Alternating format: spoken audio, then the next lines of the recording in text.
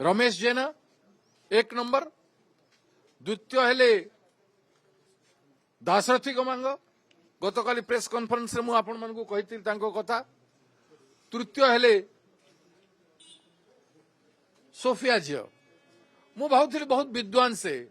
तार भविष्य को देखिबो ए भीतर बहुत स्टेटमेंट देले मु इग्नोर कर देइथिले एपरिक तांको कैफियत मगा देला से कैफियत को भी आम लाइमलाइट रो हटे देइथिलु नहीं तार भविष्य उपर आंच न आसु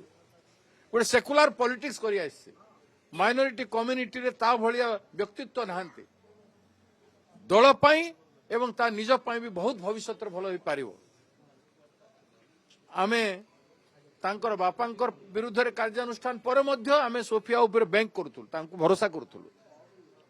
गतकाली से मो सहित कथा सकाळे 2 थर कथा कहिथिले अंकल मु कोठी आसी बोली 2 थर कथा हिथिले आमर कार्यालय को एठी आसीबा पई कहिथिले आसिले गले किंतु भोट मोटे जहाँ देखले से भोट से केते केते सुंदर भाव रे एई भलिया भी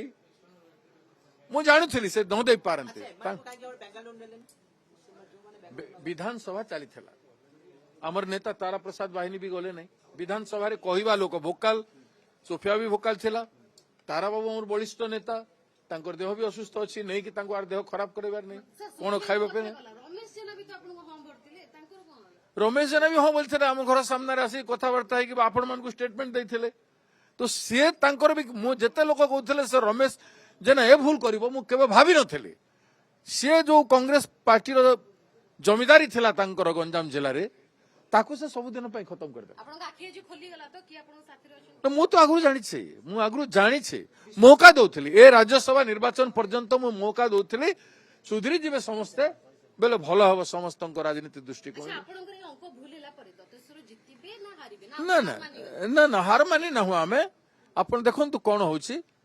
संख्या हिसाब रे देखिबा बोले एबे भी हमर संख्या खराब है नहीं तेणु जहा होची हो किंतु ए जो माने हमर 3 जन बाहरी जिबाटा एटा कल्पनार बाहर थला।